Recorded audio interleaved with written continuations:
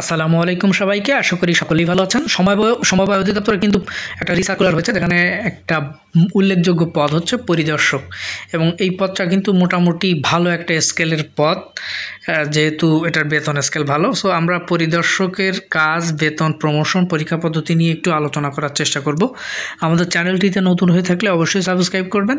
Almost সকল government এবং বিভিন্ন বেসরকারি ব্যাংকের ভিডিও কিন্তু আমাদের চ্যানেলে রয়েছে, আপনারা চাইলে দেখে নিতে পারেন।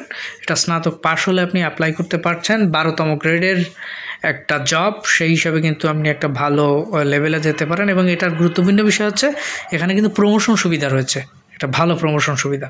যা কাজের কথা বলতে আসলে আমি এর আগেও বলেছিলাম, সে সমবায় অধিদপ্তরের কাজ হচ্ছে আপনার ছোট ছোট গ্রুপ তৈরি করা, এই গ্রুপের যারা একসাথে কাজ করতে পারবে, ছোট ছোট সমিতি তৈরি করা, সেখানে কাজ করবে, এটার অনুমোদন দেওয়া।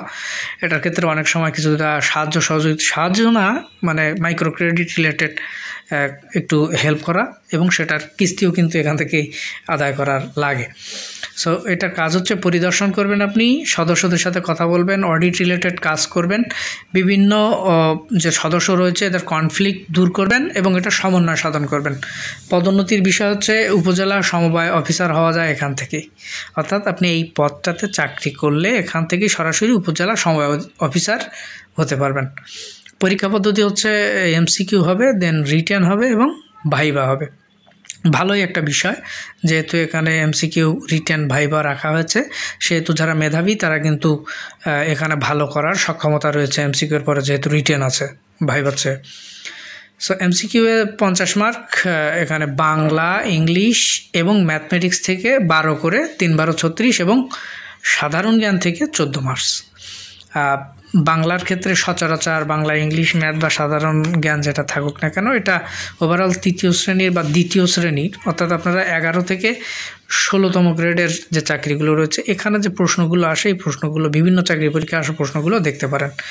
রিটেনের ক্ষেত্রে 70 মার্কস, যেখানে বাংলা থেকে আপনার 4টা আইটেম, 4 5 20, বাগধারা, বানান, সমাস, বিপরীত শব্দ, বাক্য সংকোচন, সন্ধি বা বাক্য শুদ্ধিকরণ, এগুলো থেকে সচরাচর প্রশ্ন থাকে।